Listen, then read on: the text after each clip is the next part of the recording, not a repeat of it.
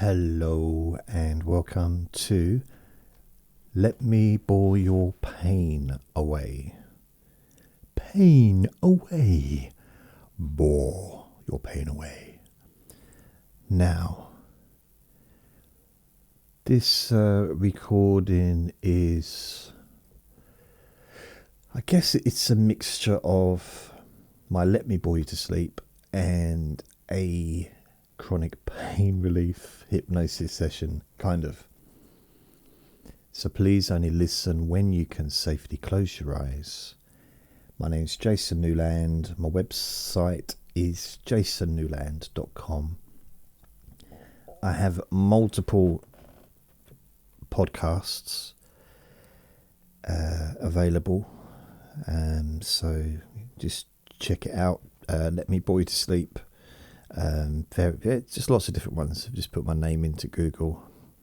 So I'm on Apple Podcasts, Spotify,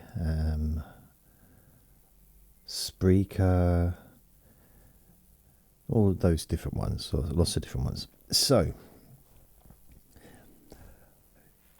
the point of this recording kind of is that there's no point to this recording other than you can tell whether or not it's been useful by how you feel before, during and at the end of the recording. So how you feel now, how you feel throughout, and also how you're feeling at the end.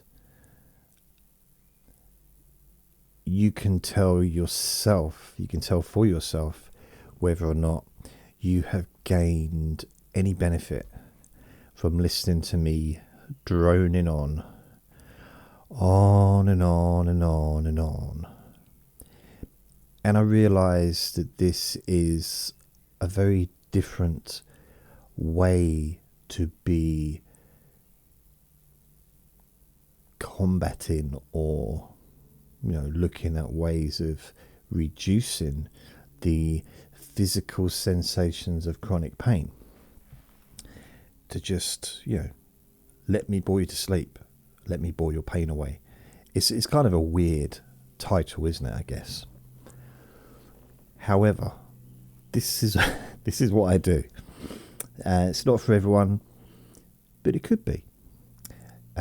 So just a case, I guess, really get a gauge of where you are now, where your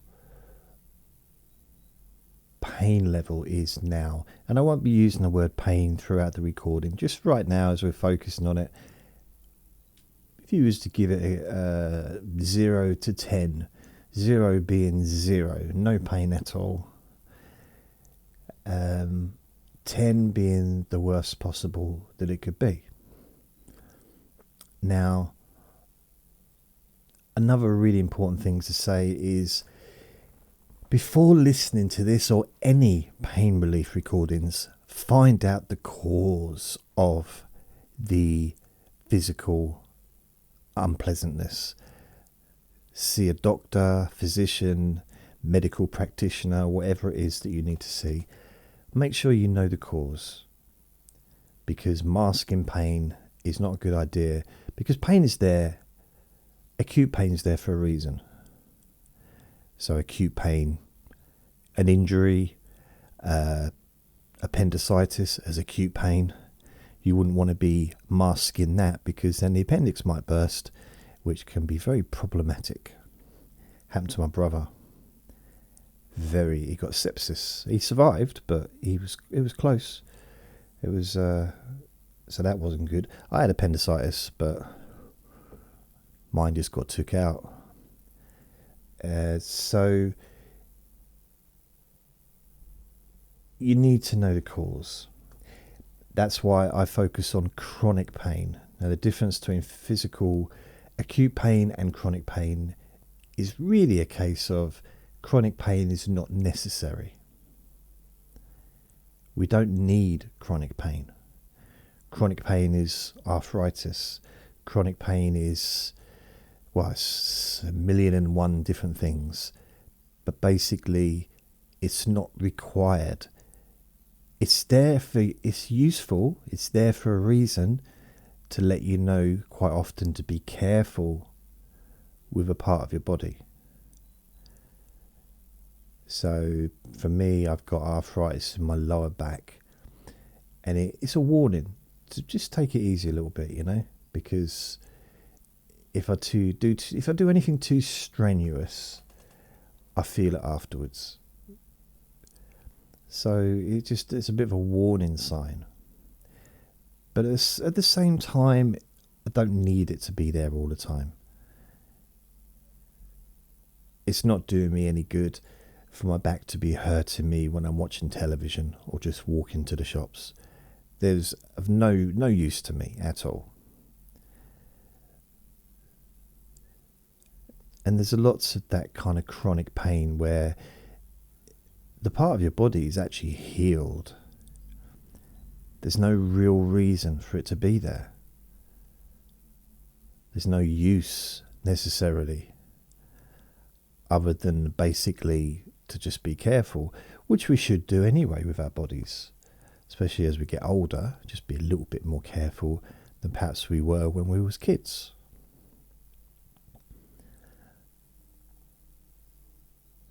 I discovered that when I fell down the stairs over a year ago and fractured my back.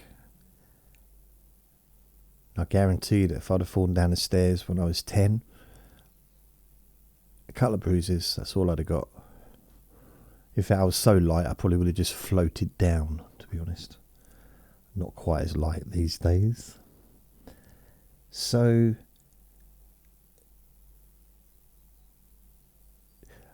I could be boring and keep talking about chronic pain.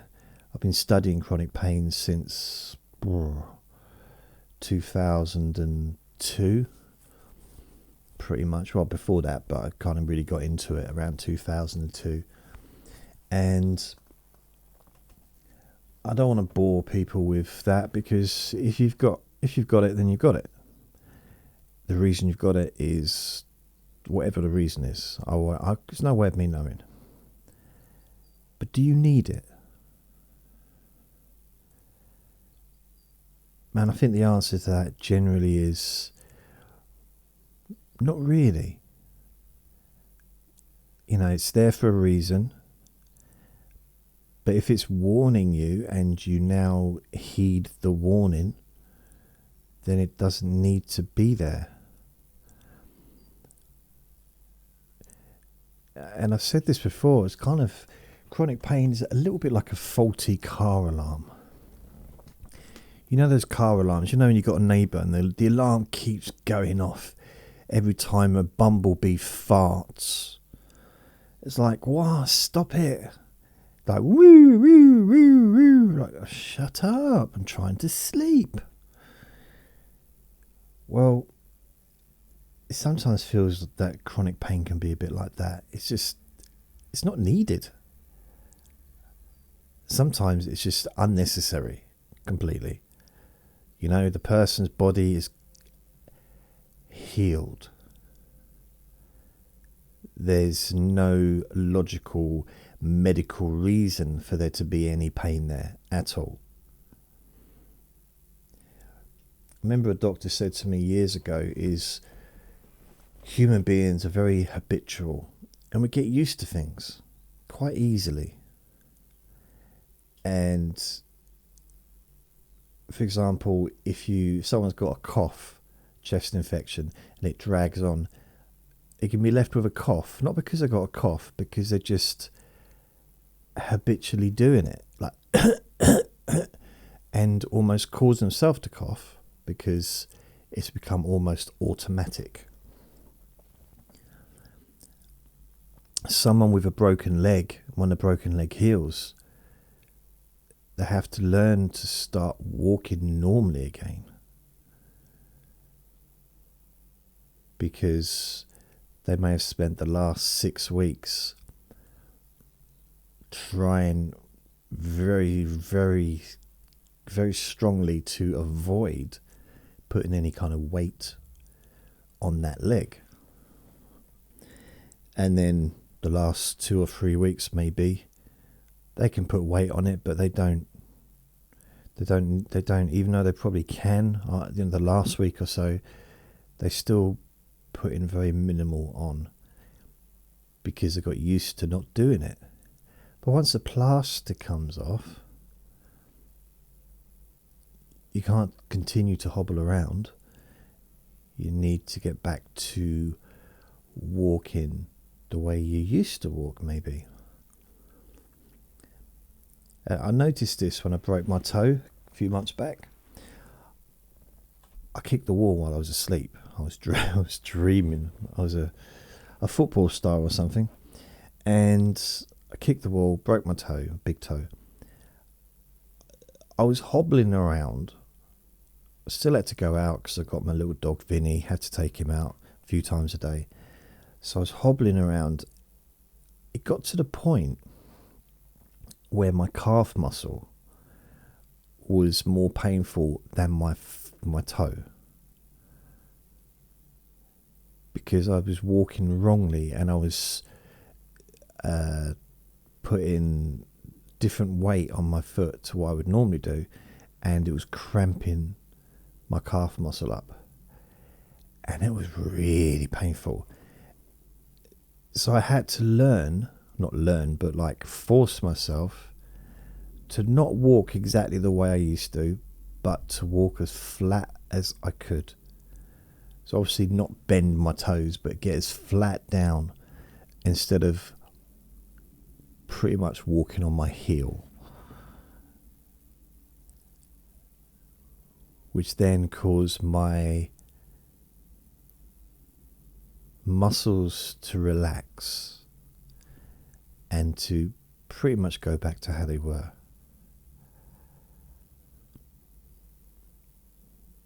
Although I think there was part of me wanted just everyone to know that I got a broken toe. Gave me something to talk about. I don't know. It really hurt. I couldn't wear any socks for like 2 months. Which means not only did I suffer, but my shoes. Wow. The socks had a nice holiday. Not have to be on my smelly feet. So, there's lots of different techniques that can help you to reduce the physical sensation that you might have. And sometimes just a distraction. Sometimes, just focusing on something else other than that part of your body can make a difference to how you feel. Make a real difference. Sometimes focusing on the particular area, although it's kind of the opposite to what you would normally want to do, but when you do it, something tends to change, because if you do it with a different attitude, when you focus on that part of your body without the stress or the tension or the negativity or whatever, which is natural to have, but if you do it without that stuff, without those emotions, then it's just a part of your body. It goes back to being what it was before, a part of your body. And it's almost like you've taken the label away.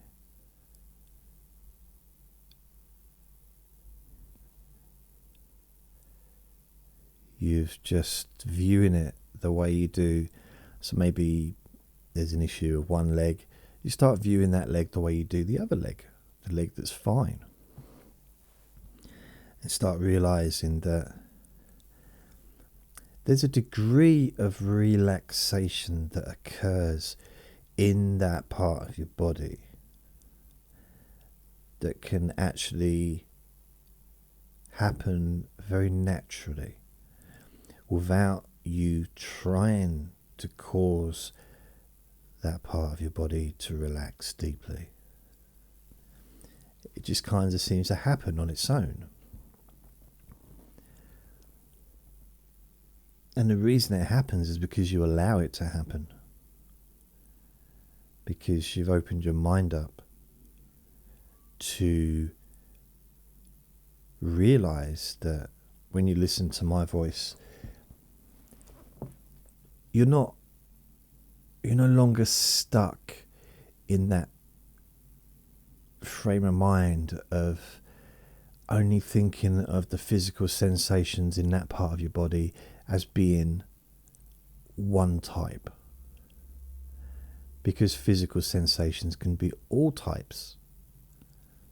If you can have one type of physical sensation, then you can have another. And no feeling stays the same constantly. No emotion stays the same. We're fluid, aren't we? We're fluid people. We don't think about exactly the same thing all the time. We don't say the same word all the time. We don't have the same wants all the time. Sometimes we're hungry. Sometimes we're thirsty. Sometimes we want to watch television. Sometimes we want to talk. Sometimes you want to go to bed. Sometimes you blah, blah, blah, We're not just one thing. Sometimes you'll focus on your left leg. Sometimes you might focus on your right ear. Because there's a lot more going on in your body than just that one thing that perhaps before you started listening to this, you maybe were giving it too much attention, but through the lens of negativity, which, as I said earlier, is very natural. The idea of looking at that part with positivity probably feels a bit weird. But that part of your body isn't just the physical sensations that it's been lately. There's more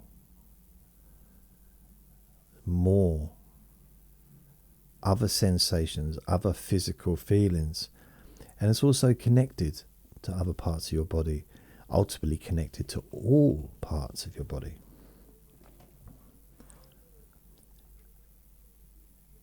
So there's always other feelings that you can experience that's going on the whole time. There's always sounds that you can hear. I've got people in the garden talking loudly. There's the temperature of the room, which is a pretty bit too warm, to be honest. But I can't have the window open because of all the noise outside. But I have to have the door closed because otherwise I'll hear Vinny barking if he starts barking at the front door. Technically, I could take my jumper off. I could take my coat, gloves and hat off, my thermal underpants, but that's for another day. I'll do that another time.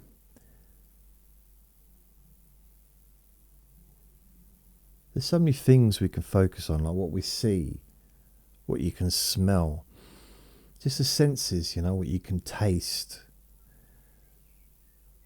When you're eating something, let's say if you like chocolate, for example, and you have a bar of chocolate, you're tasting that. Now, I'm guessing you're not focusing on your feet when you're eating the chocolate. Probably not focusing on your shoulders or your back or your face. You might not be focusing on what you can hear. You still hear stuff, but you can't not hear that stuff in the garden. I don't know if you can hear it, but it's just constant. It's lovely. I love it. The only time I can make a recording where there's no noise is be middle of the night, which is not really ideal, to be honest with you, because I sleep at night. I'm asleep.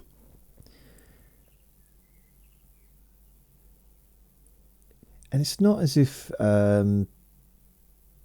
it's like a purposeful distraction to focus on, what you're eating, or focus on what you're seeing, or focus on what you're hearing, or focus on a certain part of your body which isn't the part that you were focusing on before.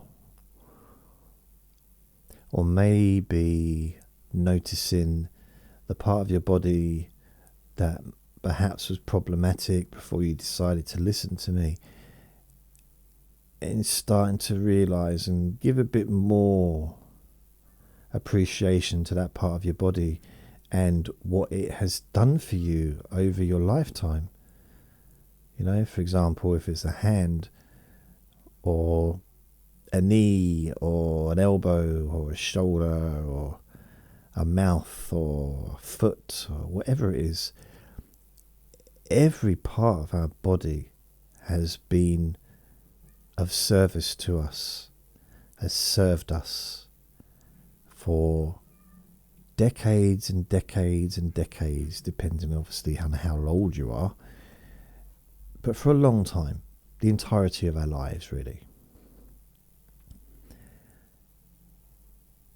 So it's more than just a physical feeling. It's also connected to other parts of the body that are also more than just a physical feeling. I mean, there's some techniques where if one of the parts of your body has been problematic, let's say the right hand and the left hand's fine, or the left knee and the right knee's fine, or whatever like that, then sometimes by going between each part of your body, back and forward, just noticing the difference and noticing the subtle changes as you focus on each part. And, let's say the left knee's got a bit of a problem, so you focus on the right knee and notice how loose that feels, how relaxed the right knee feels, and you go back to the left knee. And the weird thing about it is every time you go back to the left knee, you're taking some of that relaxation with you.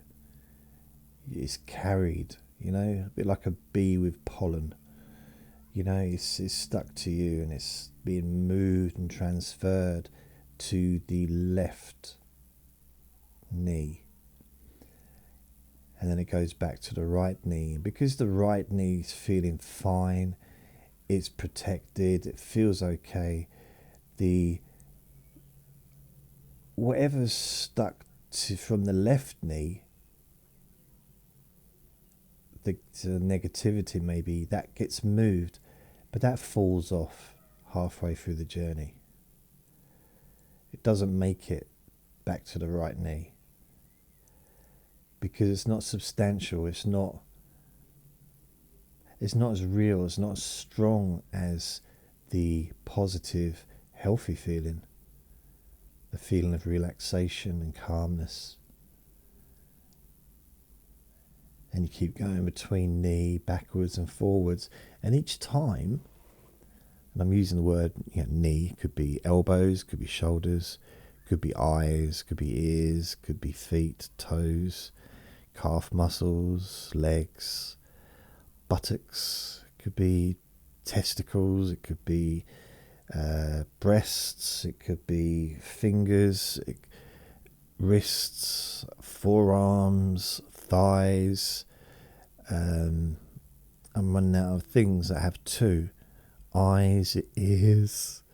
Of course, there's parts of us that only have one part, but it's like a large part, like the neck.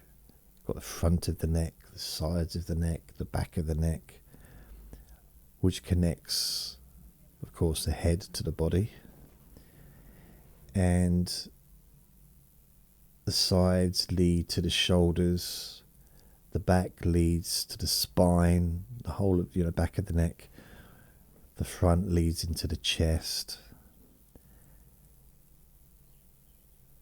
So there's that connection. So it might just be one part, but it reaches into every other part. Just like the little finger. It feels like it's kind of on its own, and it's,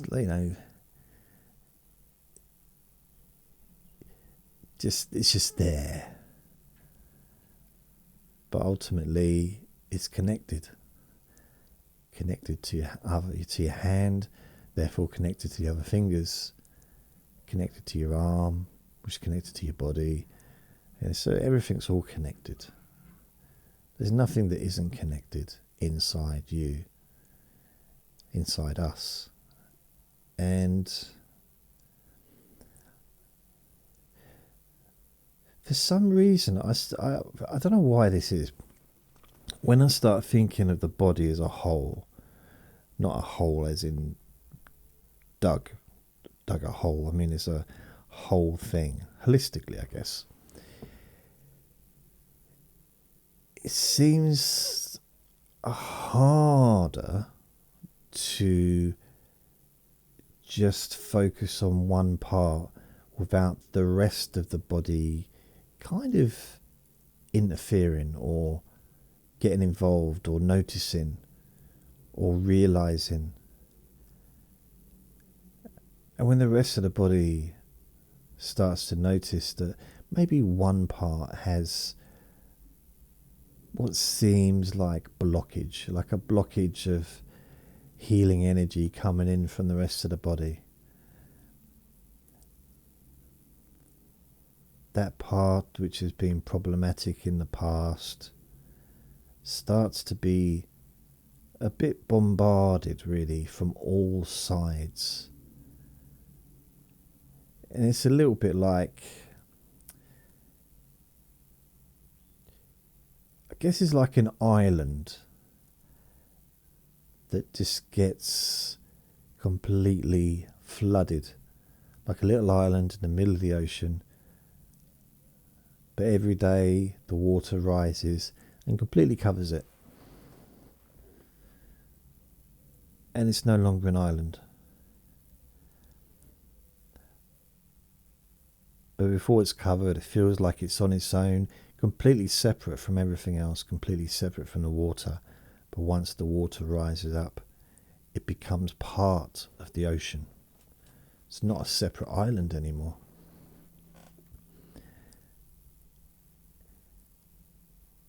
And I kind of get a sense that seems to sometimes feel that way about certain parts of your body that maybe used to be difficult to deal with, and now something's changed, and you start to, start to notice that you feel different.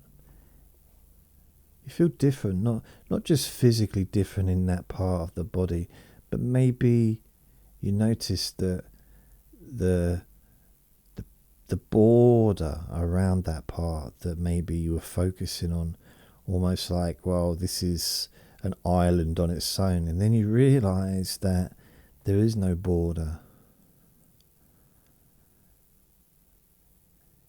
You realize that it's not an entity on its own. It's not separate from anything.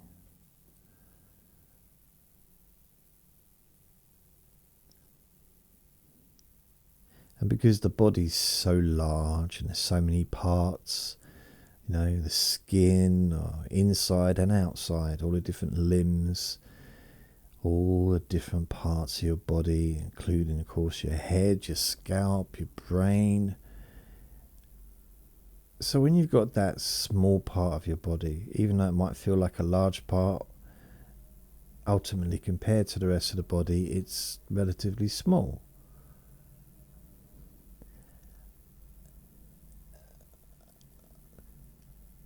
And I kind of get the analogy I quite like is of, if you've got a cup full of water and you put a teaspoon of salt in, the water's going to taste horrible. Unless, of course, you like salt water.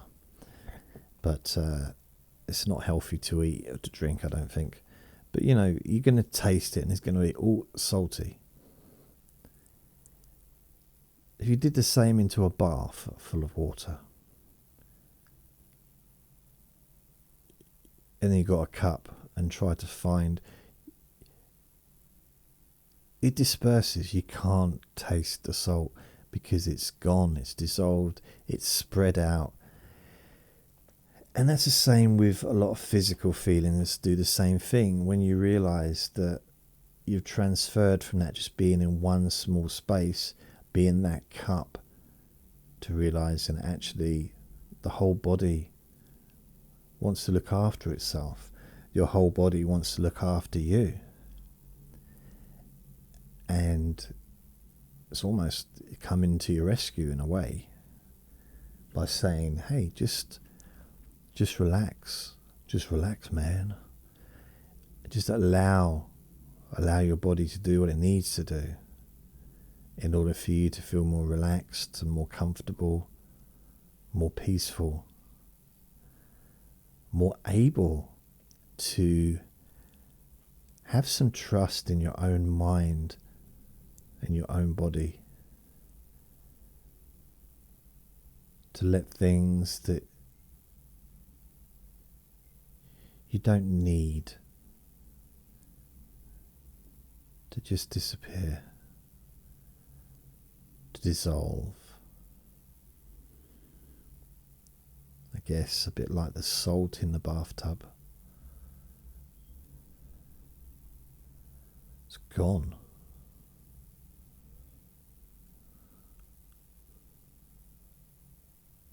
Like that island before the sea rises.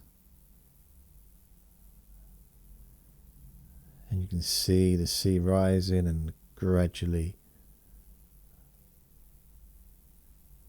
the island disappears.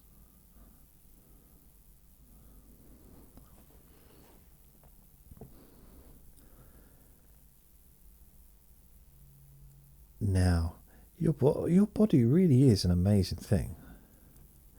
All of our bodies are. I mean, it's phenomenal, really, when you think about it. That just by giving yourself permission to relax, just allowing yourself to let go completely.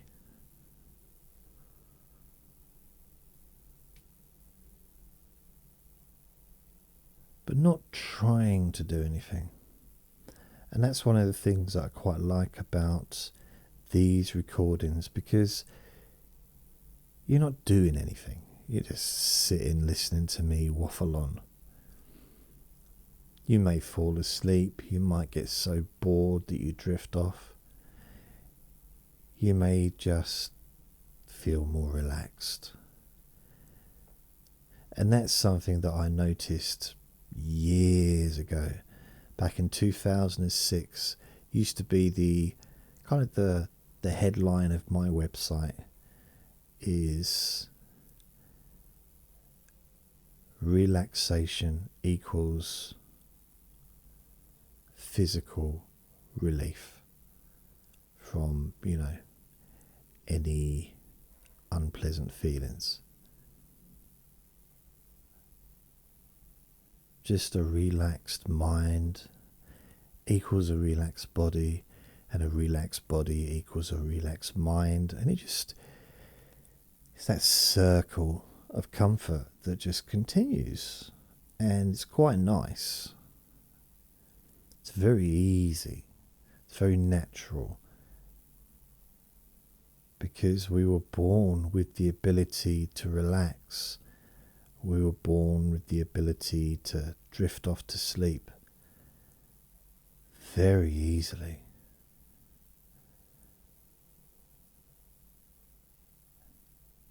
So easily, in fact, you watch any little kid, they can fall asleep whilst eating their dinner.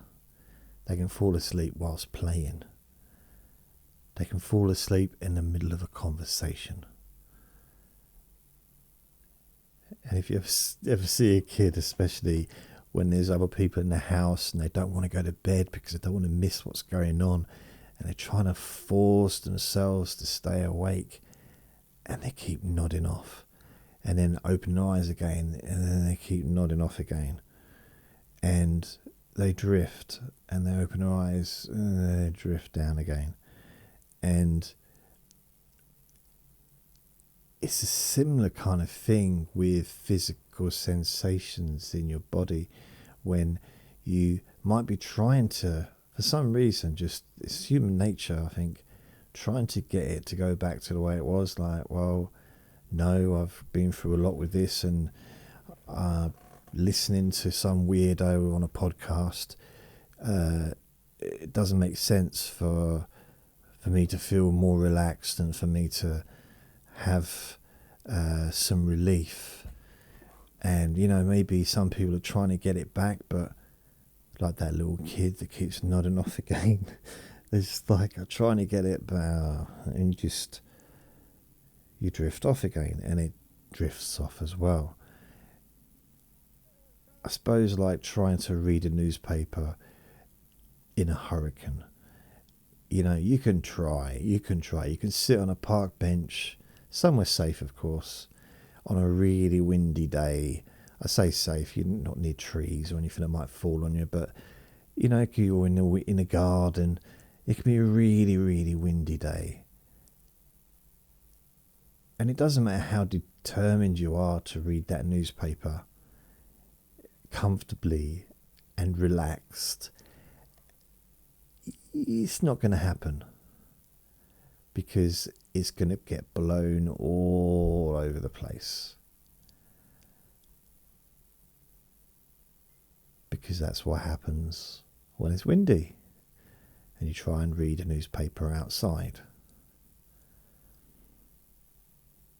There's not a lot you can do about it. Just like when someone's really tired and they close their eyes, and every time they close their eyes, it's harder to open their eyes. So, someone's trying to stay awake during a lecture at college or at school, or trying to stay awake during a movie. Now, I do this for boxing. There'll be boxing on early hours of the morning in America, because I'm in the UK, so I have to get up early hours, and sometimes by 3:30, 4 o'clock, I just want to go to sleep.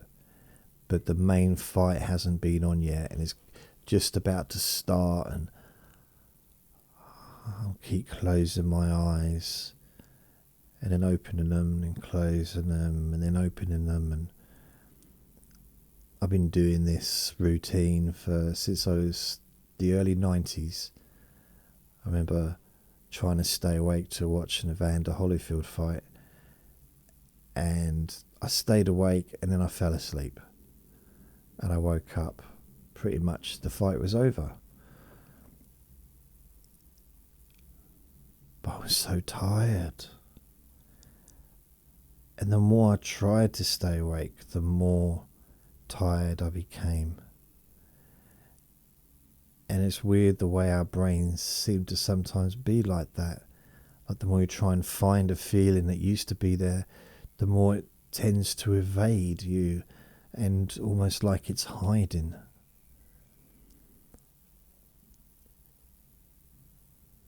I remember going to the doctors, and I had a pain in my body, a pain in my stomach or something, and he said, "Where is it?" And I couldn't tell him. It hid. The physical discomfort hid. And I'm like, "Why are you hiding?" And I thought it hid, it just disappeared, it had gone. And that was annoying, because I'd gone to the doctors to try and get it checked out, and it was just not there. Or I guess it's similar to having a shy bladder. You're in a public toilets, and men we use urinals. But there's also normal toilets, but usually it's mainly urinals. So be standing next to another human with, trying to go to the toilet. And I used to find I get a very shy bladder. I don't mean shy as, it didn't make any weird noises or anything or turn pink, but it just didn't want to do anything. And that made it even worse, because then there'd be a queue and like, why is he taking so long? What's he actually doing? That's too long for a wee. Should we call the police? So yeah, it was, you can't force yourself to urinate. Not really. You can't force yourself to want to feel hungry. You can't force yourself to lots of things, because so much of what we do is natural, including feeling tired or feeling awake or being excited about something. It's just natural feelings and emotions that we experience, I guess. Natural, yeah. And I suppose, even when you do focus back on that part of your body that you was focusing on before you decided to listen to me prattle on for an hour or whatever it's been, 10 minutes, no, 40 minutes. Things change. The physical sensations change. The way you think about things change. And it's not something that we necessarily need to feel in control of. It's just the way things are. No feeling stays the same. No physical sensation stays the same. And which in some ways, maybe we would argue is a shame. But in reality, even the most pleasurable sensations wouldn't be necessarily useful in all situations. For example, going to a funeral. Why is Jason smiling ecstatically? It's like, no, because you wouldn't want to feel orgasmic all the time. 90% of the time maybe, but not all the time. So even really pleasant feelings aren't necessarily ideal all the time. I remember it was the day before my grandmother's funeral, and I went to dinner with a friend and her kids. And at one point she said, "Oh, I'm just trying to cheer you up." And that is not what someone that's going through grief needs. Bereavement isn't something to be cheered up. It's not just a mood, or cheer you up. No. I mean, she didn't understand that, which is fine, and I didn't want to be cheered up. I wanted to feel crappy, because that's how I naturally felt, and I was upset about the situation. I wasn't interested in laughing, which makes you think, why did I go out for lunch or whatever with them? I must have been a really crap host. Yeah. I think I had a burger. I'm not sure. There was one thing I did years ago. This is in 2004. I was in a Buddhist shrine room, and I was meditating, and I had a pain in my knee.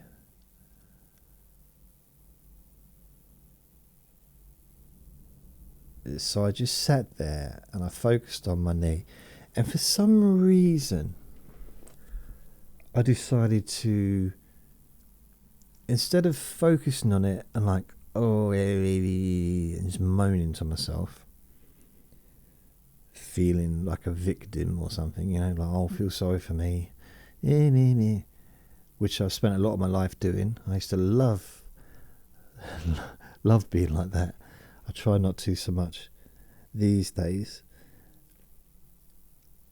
Or I could try and distract myself, which is a useful technique. But for some reason, I decided to just focus on it and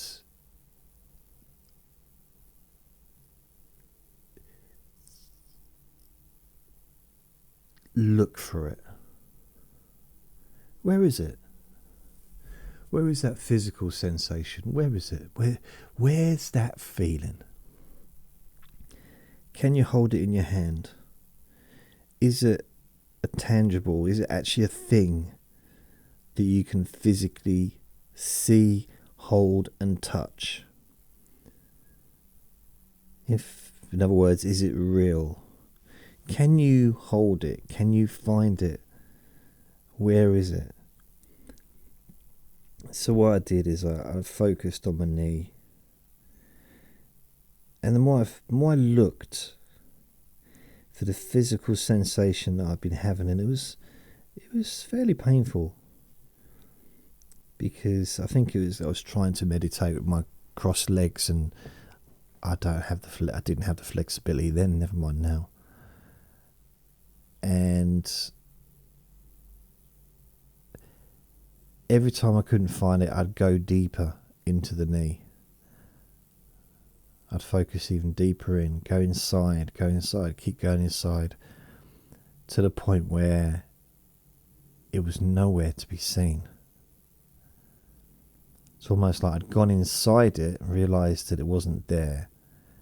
There isn't anything that I could hold in my hand and say, this is that feeling.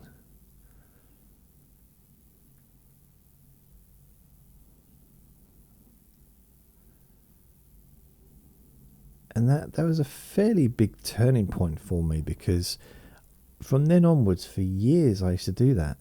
Even when I was walking, sometimes I don't know if I had before I didn't realise I had arthritis in my lower back. So I used to be walking and it'd hurt, and I'd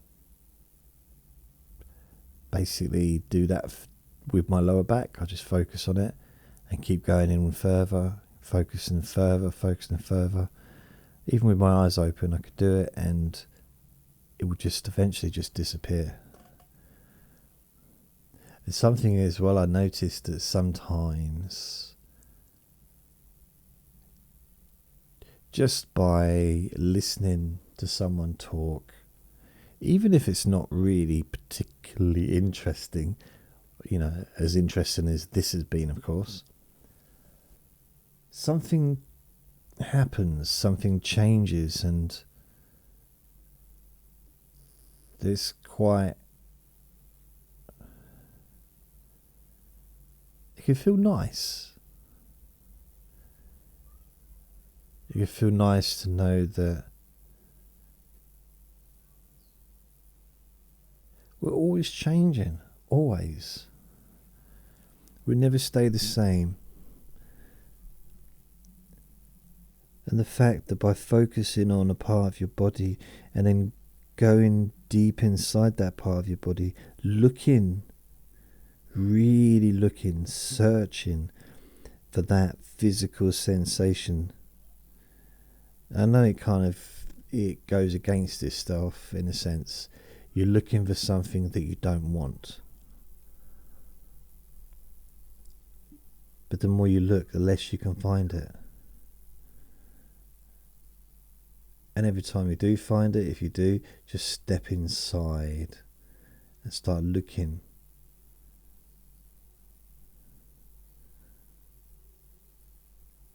And every time step inside again. And just do it as many times as you need, where you feel peaceful.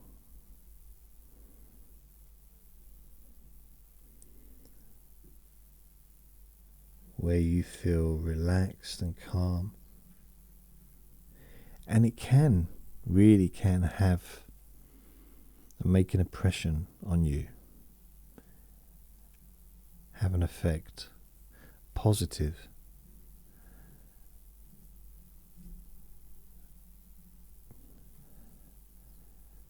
Knowing that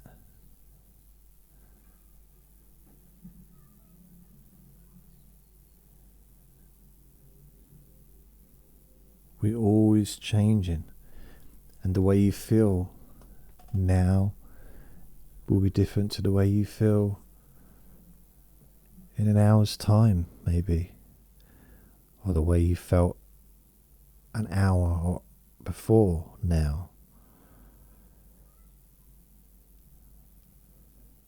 And one of the reasons I don't focus on breathing is because whenever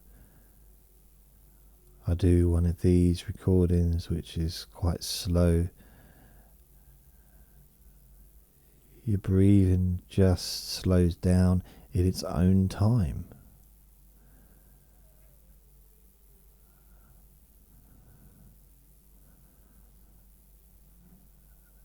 Slows down.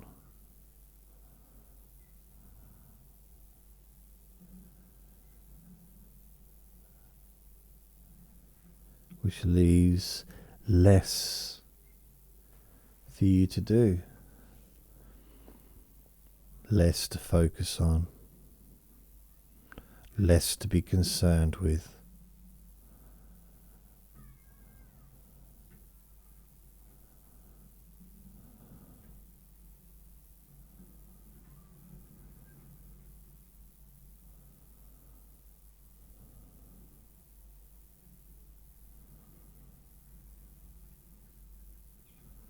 And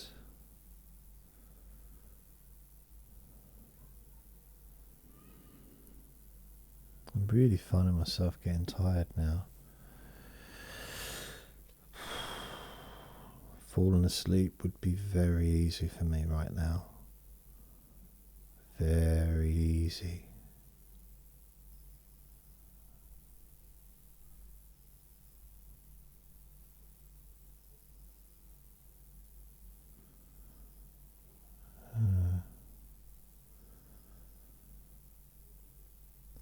So I'm going to bring this recording to an end.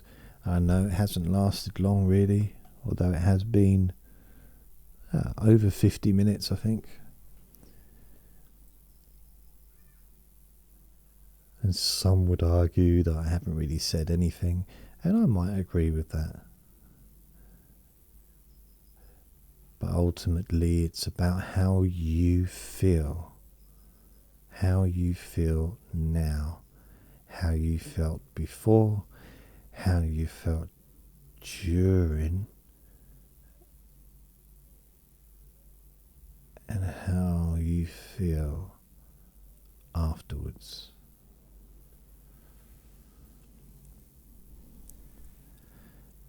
And every time you listen to my voice, whether it be one of these podcasts, whether it's Let Me Bore You to Sleep, whether it's I don't know, Relax and Sleep Hypnosis Daily, you may notice that you just feel more relaxed, naturally, effortlessly. And it's a nice feeling. It's a really nice feeling to just let go.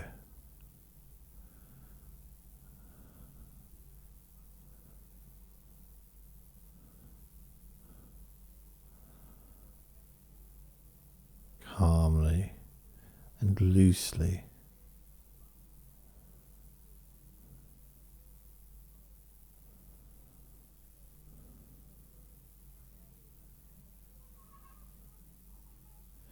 That brings us to the end of this recording. Thank you for listening. Remember to be kind to yourself because you deserve to be happy. Be gentle with yourself. Lots of love. Bye.